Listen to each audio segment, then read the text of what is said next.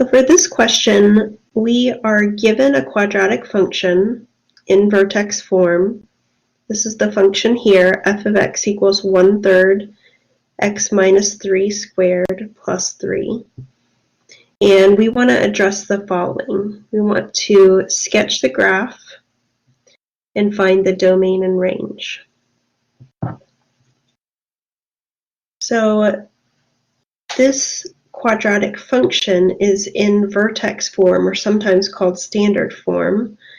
And what that means is that our function follows this particular pattern, a times x minus h squared plus k, where hk, the ordered pair hk, is the vertex of the graph of the parabola. So looking at our example, you can see the h and k being 3 and 3. So we have the vertex of the parabola. This provides information on how we're going to draw that parabola, where that vertex is. So with a parabola, you either have an up-facing parabola or a down-facing parabola when your quadratic is a function. And the vertex is at these turning points here. So we're going to use the value of a, which in our example is 1/3, to determine which one. Whenever a is greater than 0, we have an up-facing parabola. And when a is less than 0, we have a down-facing parabola. So our a is 1/3, and because that is greater than 0 or positive, we know that our parabola opens up. So we have a pretty good idea of how to sketch the graph at this point. I'm going to draw where the vertex is, 3, 3, which will be here, and we know it's facing up. However, we don't know how wide or thin the parabola is going to be, and that is also determined by the value of a. When a is equal to 1, that is our base function, and if we think about what that graph looks like, we have 0, 0, 1 squared is 1, negative 1 squared is 1, and so you can see that that point is 1 over and 1 up, 1 over and 1 up away from the vertex. But when a is equal to 1/3, that point will be, instead of 1 away, 1 up, it'll be 1/3 up.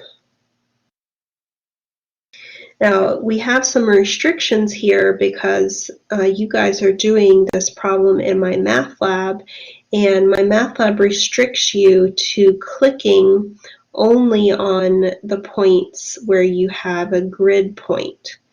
So because the y is 1/3 for that point, because the transformation moves that point to 1/3, you're not going to be able to click that point to draw the graph. So you have to find a point that is matching the grid that you have. So it has to be a whole number in order to draw the graph using my MathLab's tools. So what you need is a second point on the graph that happens to be using integers. So I would suggest looking for maybe an X-intercept or a Y-intercept in this example. Y-intercept works.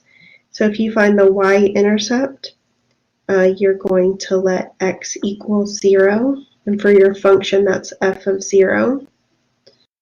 And you have 1/3 times 0 minus 3 squared plus 3.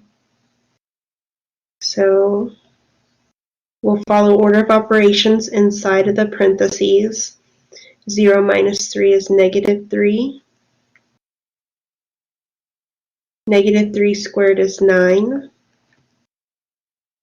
1/3 of 9 is 3. And you have 3 plus 3 is 6. So this gives you a second ordered pair on the graph, 0, 6. And because those are both integers, my MATLAB will accept that second click. And you can see how wide the parabola is from there. This question also asks to find the domain and range. The domain is the x values, and the domain of every quadratic function is all real numbers, negative infinity to infinity. And the range, we're going to use this vertex.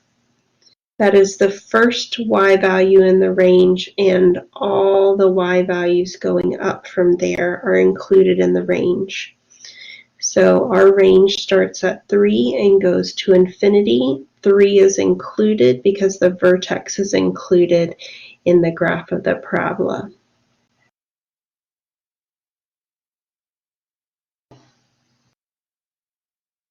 On this question, we want to use the quadratic function f of x equals x squared plus 2x minus 12 to address the following questions. We want to find the vertex. We want to determine if the parabola opens up or down, and we want to find the axis of symmetry. So let's start with the vertex. There are two different ways for us to find the vertex when the equation is written in this general form. The two different ways involve a vertex formula or a process called completing the square. So I'm going to show you both. With the vertex formula, the vertex is usually written as an ordered pair HK, and the formula that we have for the vertex is negative b over 2a. The letters a and b refer to coefficients of the different terms in our quadratic. So when we have our quadratic, we say that it's written in ax squared plus bx plus c form. That's the general form. And a represents the coefficient on the squared term, b is the coefficient on the x term, and c is the constant. So looking at our example, our x squared term has no number as the coefficient, so we assume it to be 1. So a is 1. The coefficient of the b term is a 2. And the constant is negative 12. So we're going to work this out with the formula. Negative b is negative 2 over 2 times a, which is 1. Negative 2 over 2 is negative 1. And then we're going to find the y part of our vertex, k, by substituting into our function. So we're going to take that negative 2 and substitute it into the function to get the y part. So that's f of negative 1 is negative 1 squared plus 2 times negative 1 minus 12. Negative 1 squared is 1 minus 2 minus 12. 1 minus 2 is negative 1. And 1 minus 12 is negative 13.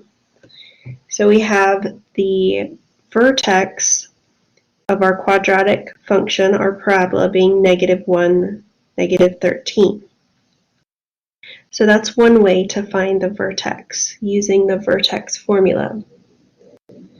Let's try the other way, which is using completing the square.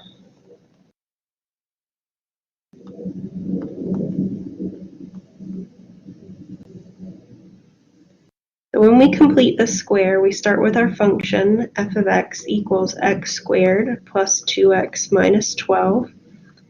And this function, this quadratic function, is in general form. What we're going to do is try to rewrite it in the vertex form, which is a times x minus h squared plus k. And when we write it in that vertex form, it's very easy to recognize what the h and the k are, and that is our vertex. So with this completing the square process, you first want to group these x terms together and factor out the coefficient on the x squared term. On this example, because x squared doesn't have a coefficient, we don't have to factor anything out. So we're just grouping it together. Then I'm going to make a little bit of room inside this grouping for what I call the magic number, and this magic number is going to complete the square. So let me do the work on the side. You're going to start with the coefficient on the x term, 2. You divide that by 2 and then square it. 2 divided by 2 is 1, and 1 squared is 1. So our magic number for this example is 1. And we want to write that magic number inside the parentheses. But you're not allowed to just write any number you want. You have to keep an equation that is balanced. So whatever I change in the equation, I have to balance it out by doing the opposite. So I wrote a 1 inside the parentheses. There's a 1 outside the parentheses.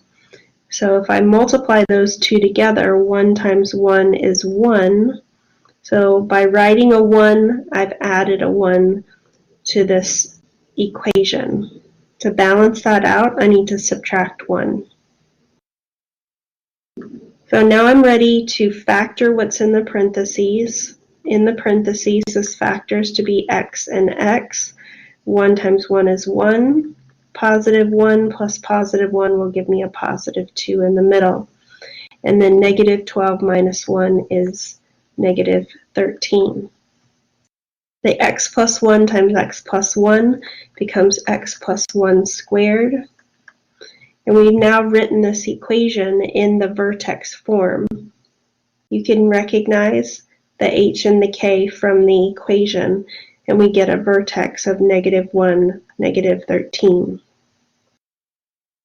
which is the same vertex we got with the other method. So either one is acceptable to find the vertex.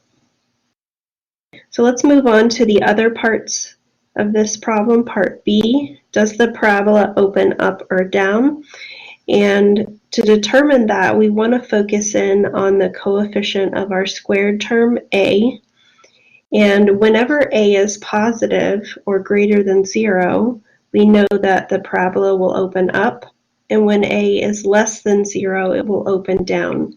So in our example, we have a coefficient of 1 on our x squared term, and a coefficient of 1 even when it's written in the vertex form. That's positive, so that means that this parabola opens up. And then finally, the last question is axis of symmetry. Every parabola is going to be symmetric around its vertex. So if we just sketch a graph of a parabola, its vertex is here. And if we draw a vertical line going through that vertex, you can see that we have a mirror image on either side of that vertical line. So we call that line the axis of symmetry. So it's a vertical line. The equation of a vertical line is always x equals a number. And because our vertical line is passing through the vertex, we can use the x coordinate of our vertex to create that axis of symmetry. So x equals negative 1 is the axis of symmetry.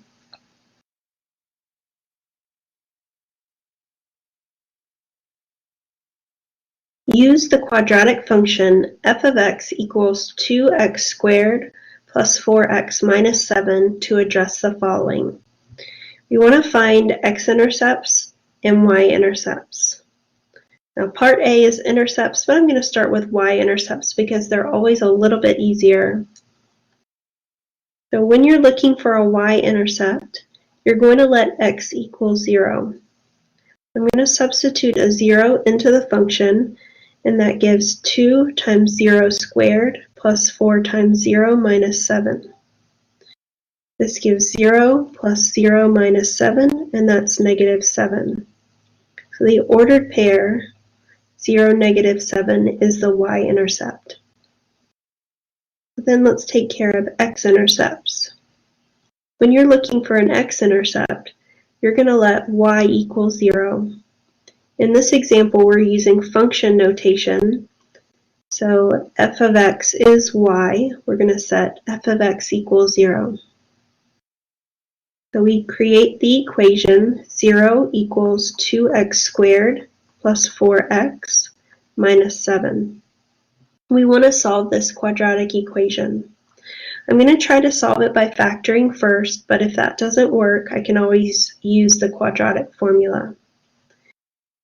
So let's see if this factors. So this first term is a 2x squared, so I'll use 2x and x for the first terms. This last term is a negative 7. The only factors of negative 7 are 1 and 7. So I'll use a 1 and a 7 just to try it out. And the inside gives me 1x, and the outside gives me 14x. And when I add those together or subtract those, it doesn't give me the right number in the middle. I need a 4x in the middle. So this is not going to work. So let me try putting the 7 here and the 1 here. So let's put the 7 and the 1 like this and give it another try. When I multiply the inside, that would give me 7x and the outside 2x. And when I look at these two numbers, 7 and 2, and I add them or subtract them, 7 minus 2 is 5, 7 plus 2 is 9. Neither one of them give me the right number in the middle. Now I've exhausted all the possibilities of this one. There weren't very many on this one because the factors of 2 are only 2 and 1, and the factors of 7 are only 7 and 1. And so I've gone through all of those possibilities, and none of them work to factor this quadratic expression. So I am going to have to fall back on the quadratic formula to solve this. So let's take a look at that quadratic formula. So the quadratic formula deals with an equation, a quadratic equation in this format, ax squared plus bx plus c. And we can solve this quadratic equation using the formula x equals negative b plus or minus the square root of b squared minus 4ac all over 2a. So we are going to use the coefficients of a, b, and c, 2, 4, and negative 7, and substitute them into this formula.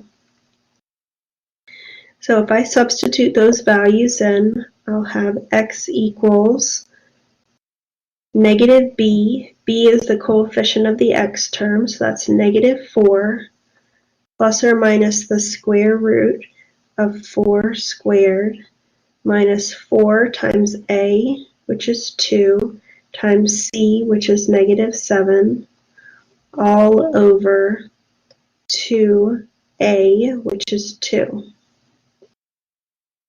So I've substituted the values of a, b, and c into the formula, and I want to simplify the formula using order of operations.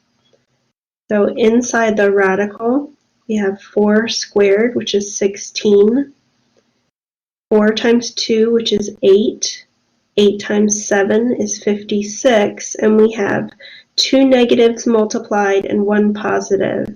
2 negatives multiplied create a positive. In the denominator, 2 times 2 is 4. Inside the radical still, we need to do that addition to get 72. 16 plus 56 is 72. And then I want to reduce this radical or simplify that radical. So when I simplify, I'm looking for factors of 72 that have a perfect square. So I know that 72 is 36 times 2, and 36 is a perfect square. So that's the one I'm going to use. 36 times 2 over 4. The square root of 36 is 6. The 2 will stay inside the radical because it's not a perfect square. And then I'm going to look for a common factor among these three terms. All three of them are even, so I can divide a 2 into each one of them.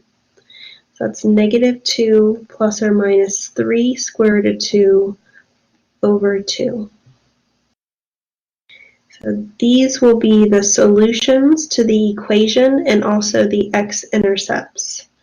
So we have two x-intercepts, negative 2 plus or minus 3 square root of 2 over 2, comma 0 are our x-intercepts.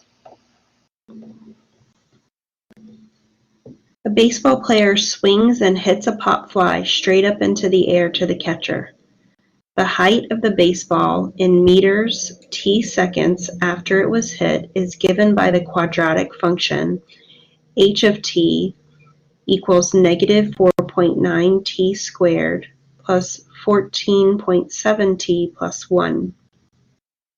How long does it take for the baseball to reach its maximum height? What is the maximum height obtained by the baseball?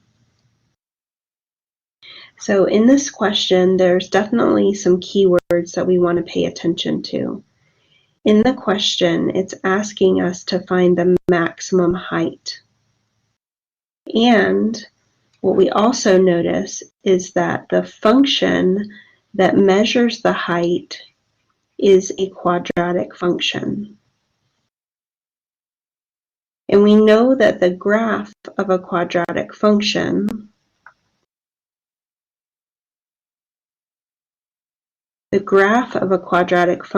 is going to be a parabola. Looking at this leading coefficient of a being negative 4.9, we know that that graph of the quadratic function is going to be a down-facing parabola.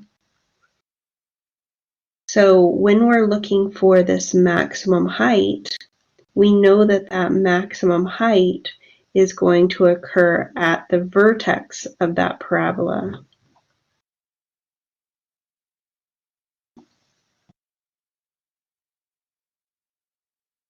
So when we solve this question, we're going to be focused on finding the vertex of that quadratic, and it will tell us what that maximum height is. So we've got our function h of t equals negative 4.9 t squared plus 14.7 t plus 1. We have a formula for finding the vertex, and that formula for the vertex is usually labeled as hk. And I know that's a little bit confusing because this is labeled as an h. So let's just keep in mind that that is h representing height. And the h that we're using right here, this is representing the x of the vertex, the x-coordinate of the vertex. So the formula for h is negative b over 2a. And then we're going to find the k part by substituting that into our height function. So this h is the h of the vertex, this h is the height of the function. So in our example, a is negative 4.9, b is 14.7, and c is equal to 1. We're going to substitute those in for the vertex formula.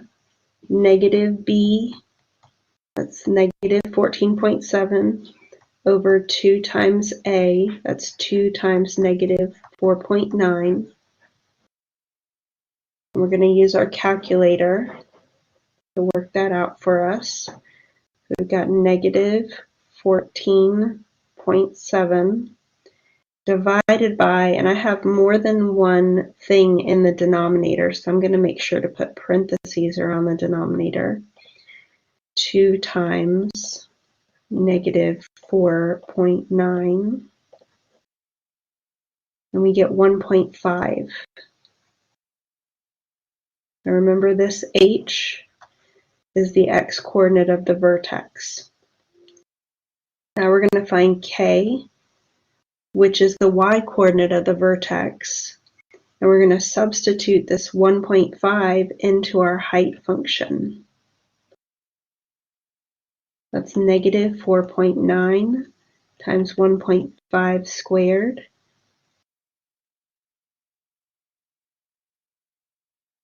plus 14.7 times 1.5 plus 1. Okay, so let's put that in our calculator.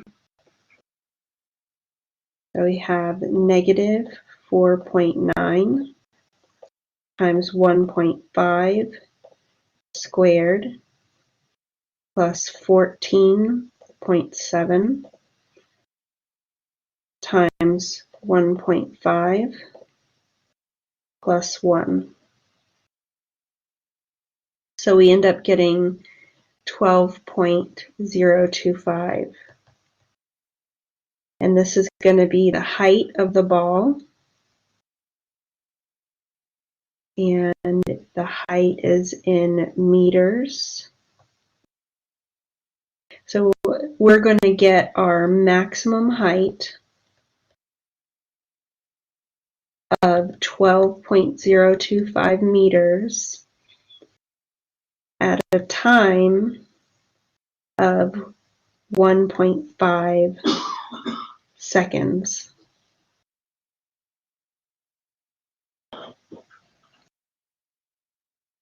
A rancher has 4,584 feet of fencing available to enclose a rectangular area bordering a river. She wants to use part of the fencing to create a partition to separate her cows from her horses by dividing the enclosure into 2 equal areas as shown in the figure to the right. No fencing is required along the river. Let X represent the length of the center partition. And we want to complete parts A through D. For the first part, we want to create a function a of x that describes the total area of the rectangular enclosure as a function of x, where x is the length of the center partition. So we do have a picture. Here's the river, and the rectangular area is this here. And we'll notice that we're only going to be putting up fences along these sides, as the question describes. No fencing is needed along the river. So we need to create this function that describes the area a of x as a function of x, which is marked on the picture. The other information that we're given is that we are going to be using 4,584 feet of fencing. We do want to use all of that fencing because the more fencing we are able to use, the larger area we can create. So I'm going to label this side as X as well, because it's a rectangle. It will have the same length as the center partition. And then I'm going to label this side as Y. Maybe I should use a different letter. Let's call it the length. And I'm putting fencing up on these 4 sides. So that's 3 of the X's and that 1 length. And I'm going to use all of the fencing, so if I add these up together, I'll get 4,584. I'm going to solve for the length, and that's subtracting 3x on both sides. That gives the length equals 4,584 minus 3x. And the reason I've done this is that, remember, we're trying to describe the area. And the area of a rectangle is the length times the width. And we have the width of the rectangle here, which is x. And now with that work that I've done here, I was able to write the length in terms of x as well. So we're going to write this as the length, 4,584 minus 3x, times the width, that's x. And I can multiply this out to get 4,584x minus 3x squared. And if I'd like, I can write that in descending order. So that would be 3x squared plus 4,584x. And over here, I've written the variable L inside the parentheses. I should have written the variable x because that's the variable used in the equation. So we have our function that represents the total area of our rectangular enclosure.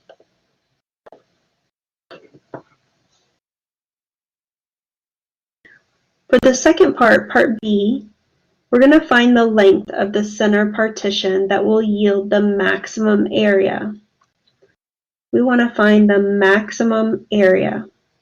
Now we just found a function that represents the area, and what I notice about this function is that it is a quadratic function.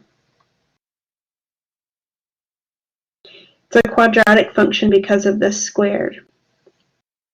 Now with quadratic functions, you can tell the orientation of the graph, which is a parabola, by looking at the leading coefficient. The leading coefficient for this quadratic is -3. And because it's negative, I know that the orientation is down. And when we have a parabola that is down, oriented down, we can tell that the maximum value will occur at the vertex. So I'm going to be able to answer this question about finding the length that yields the maximum area by finding the vertex of this quadratic. Now we have a formula for finding vertex, and this formula will find us the x-coordinate of the vertex. That's -b over 2a. And we have already stated that a is -3, and b is going to be 4,584. So we have -4,584 divided by 2 times -3. That's -4,584 over -6. And with my calculator, I get 764. So this is going to represent the value of the variable that's used in our function, and that happens to be the length of the center partition that we're looking for. So if our center partition is 764 feet, that will yield the maximum area.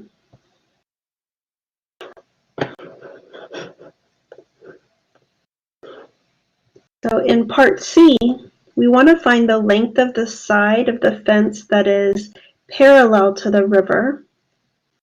And I've maybe zoomed out just a little bit too far. So if you'll recall earlier, we found this is the length of the side that is running parallel to the river. These two lines are parallel. This line here is running perpendicular to the river. So we let the side parallel to the river be 4,584 minus 3x. So that length, 4,584 minus 3x, and we found x to be 764, so 4,584 minus 3 times 764.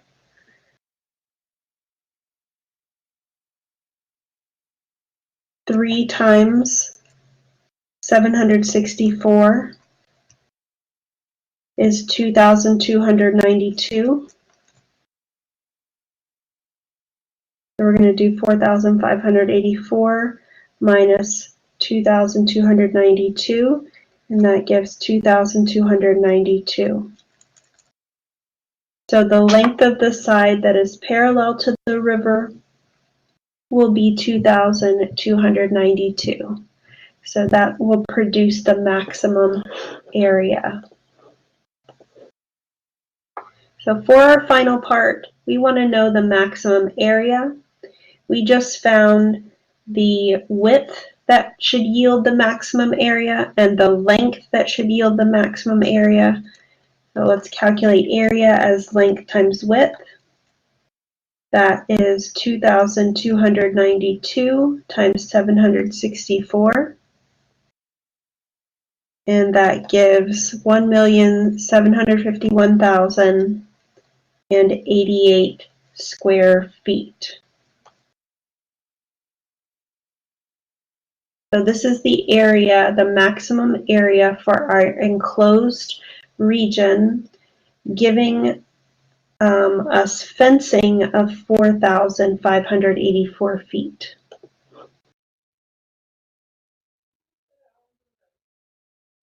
Thank you for checking out my videos.